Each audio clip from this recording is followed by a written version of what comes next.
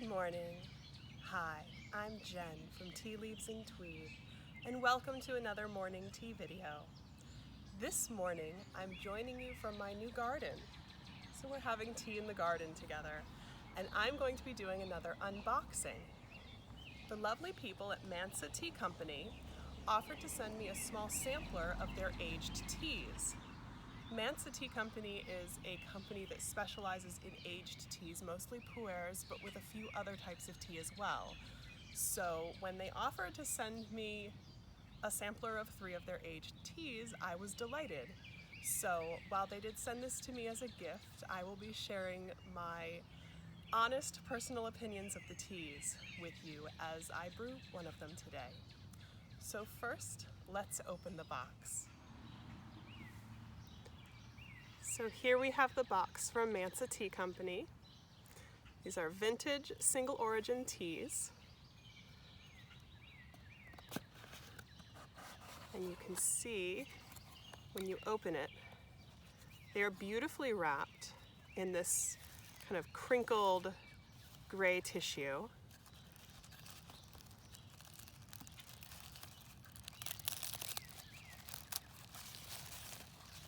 And as you open the tissue, the first thing that you see is a card that tells a little bit about Mansa Tea, about the company and about their teas. And on the back are descriptions of their 5 collections, 3 Puer collections, a white tea collection, and a dark tea collection. And then their suggested brewing instructions, which is very important. I'm going to first try tasting this brewed the way they recommend brewing it. And then, wrapped like a little gift, we have our 3 teas.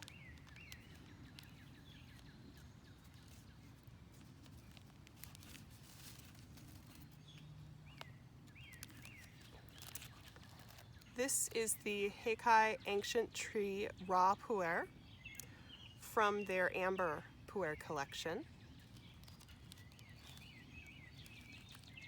This is the Fudung White Peony tea from their Pearl White collection.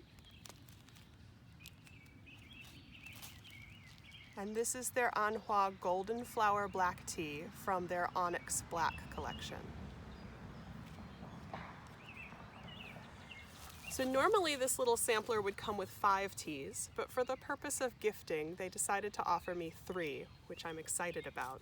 So if you were to go and buy this for yourself, you can buy a little sampler of 5 of their teas, which includes these 3 teas, for about $32. So now that I've opened these wonderful teas, I'm going to choose one to brew.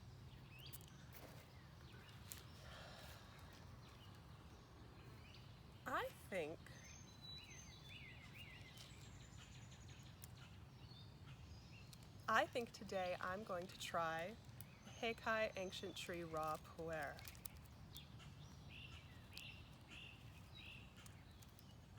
The tasting notes say that it has notes of roasted chestnut, honey, and rose petal, which sounds perfect for a delightful late spring day like today. It's not too warm yet, but I can tell that it's going to be just a little bit hot today. So I think this will be a lovely tea for today. So I'm going to go and get my water, and then let's brew.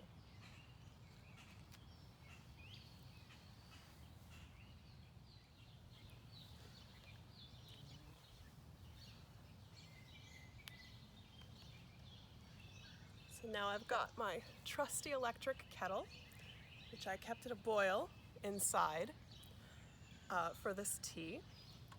So first, Mansa Tea Company recommends brewing with slightly less than what most people recommend for a gongfu style brewing. So they recommend brewing with 3 grams of tea per 4 ounces of water. And since this is a little 4-ounce gawan, I'm going to measure out 3 grams of this beautiful tea.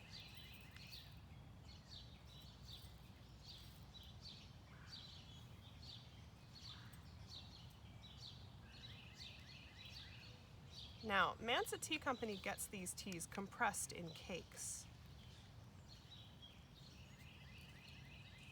and breaks the cake up for you.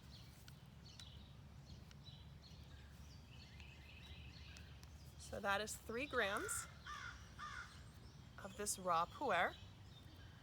And you can see that even though they broke up the cake, you can still see they were very careful to keep many of the leaves intact. So there are lots of these pressed flat large leaves. So I'm going to add this to this beautiful white jade porcelain gawan. And then I'm going to give the tea a little rinse.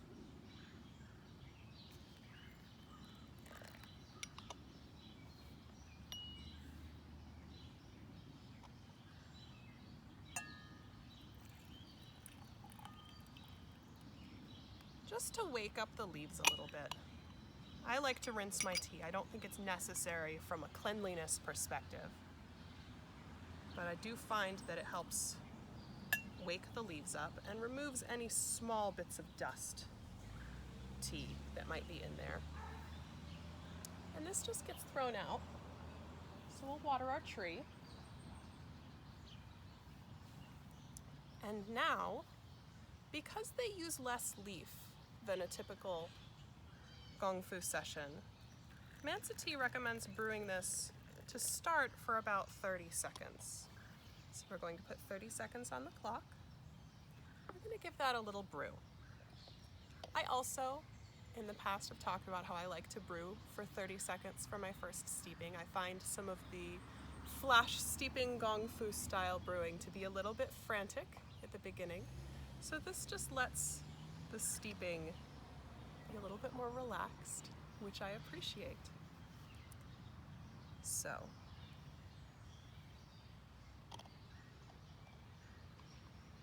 it's been about 30 seconds.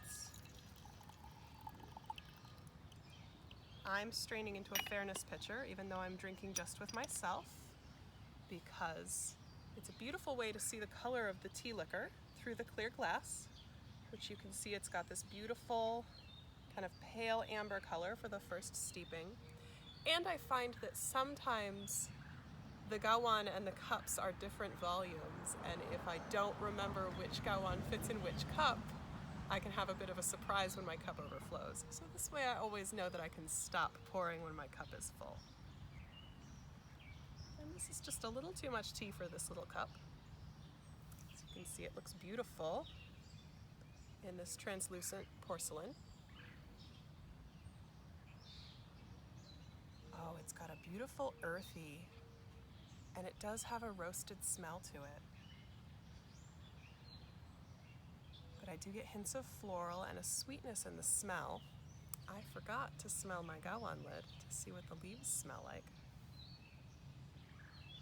Oh, yes, that roastedness. It's a very light roastedness, but it's a more powerful version of that scent. It smells like the woods. It smells like the woods in springtime when the vegetation is blooming, but you still smell that damp earth and woodiness. It's a very complex smelling tea, so let's give it a taste.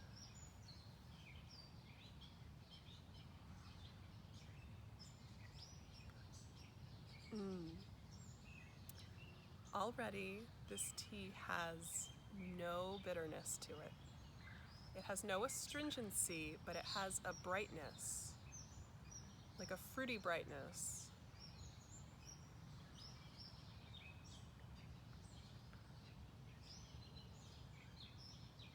I get notes of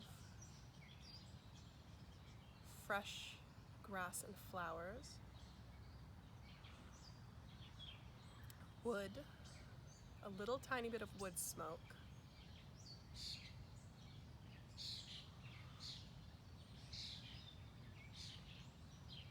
this has the complexity of a beautifully aged whiskey, which is one of the things they compare their tea to at the Mansa Tea Company.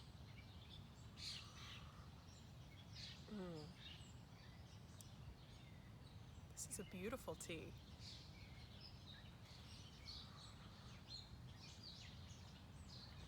I have to make sure I drink all of this.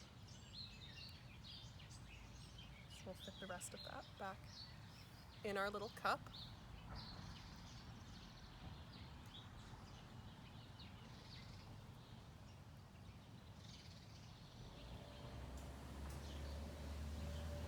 It has that round honey sweetness that I normally would associate with an oolong tea,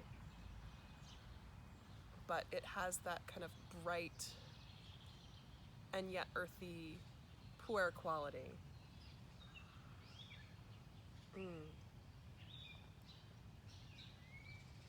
I'm curious to see what this does for a second steeping.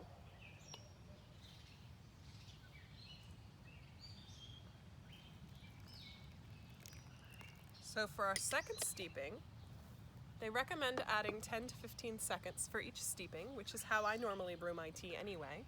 So I'm going to take this for 40 seconds. And while that steeps, I'm going to read a little bit about the tea. This is the Hekai Ancient Tree Raw Puer. It is from 2014, so this is a 5-year-old tea. And it is from the Hekai region of China, and it was grown at 5,900 feet. So this is a high altitude mountain tea. And the tasting notes say that it should have a moderate taste of fermentation, a medium to strong body, medium astringency, and a medium to high dryness. And I definitely do taste that. So you can see the second steeping is a little bit more golden of an amber color.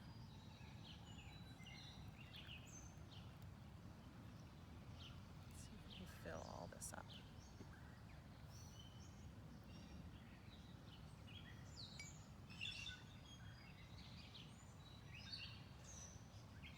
Oh, I get sandalwood. I am getting a strong note of sandalwood and Nagchampa incense to the leaves now. And I think now the leaves have opened up a little bit, and this is what I was characterizing as wood smoke, but lighter. It's incense, and it's beautiful. It reminds me of the yoga retreat I used to go to in the woods of Central Virginia, where everything smelled like wood and incense.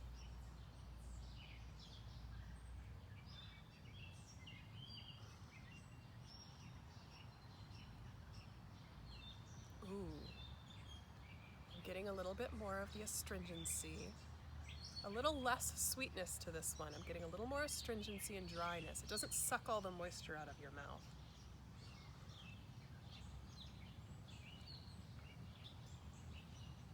But it's a little bit more savory of a tea now.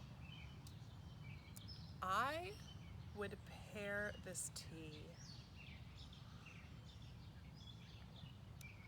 with a grilled meat.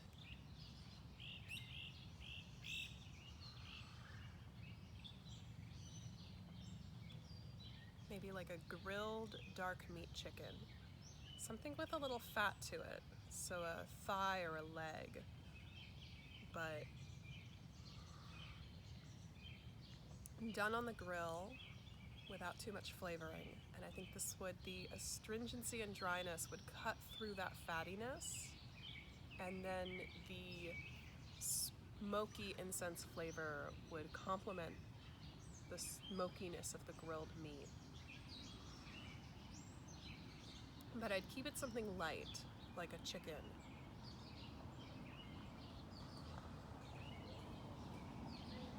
This would be a beautiful tea to pair with an evening meal.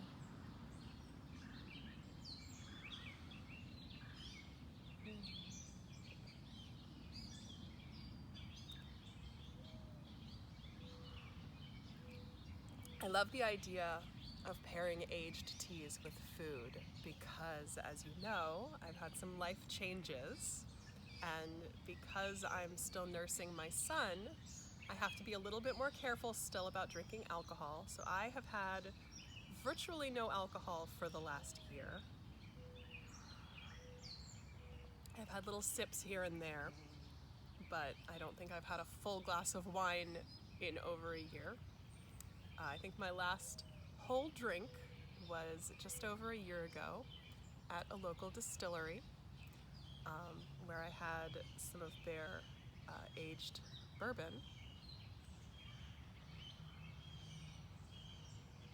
So, since I am normally an aged whiskey drinker, I am very pleased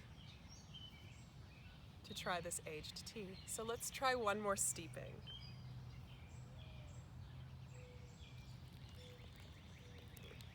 And this will go for 50 seconds, almost a minute.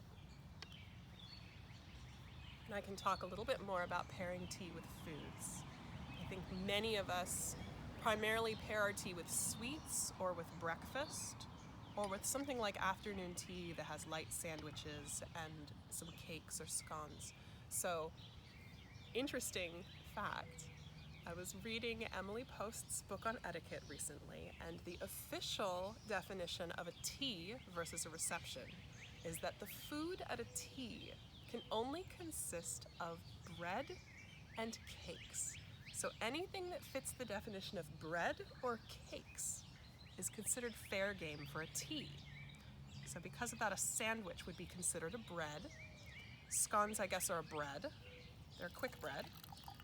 And then, of course, cakes, like the Victoria sponge, would be a cake. But you can pair tea with so many different things besides bread and cakes. You can see this has that similar beautiful golden amber color.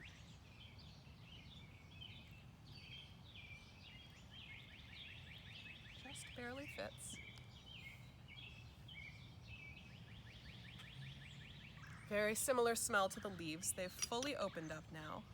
I can see some beautiful large whole leaves.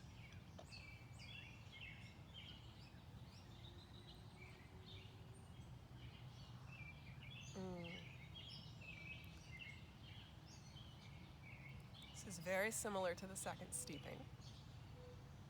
I think when I steep this again, I'll probably sit here at this steeping time because I can feel it starting to get a little pushed. A little more of that astringency is coming through, a little bit of bitterness, but nothing that hits you in the face like some of these raw puers can, and that's because this is not a young raw puer. This is a really lovely tea.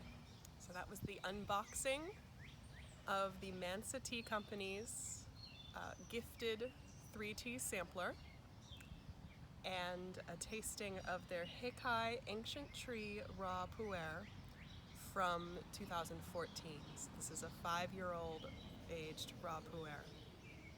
Thank you for joining me today for Tea in the Garden, and I hope you'll join me again sometime. Bye.